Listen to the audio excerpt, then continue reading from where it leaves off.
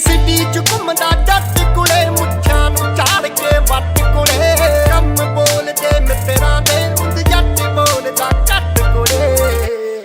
ਜੋ ਹਰ ਕੋਈ ਮੈਨੂੰ ਖਰੀਦ ਲਵੇ, ਹਰ ਕੋਈ ਮੈਨੂੰ ਖਰੀਦ ਲਵੇ, ਇੰਨੇ ਸਸਤੇ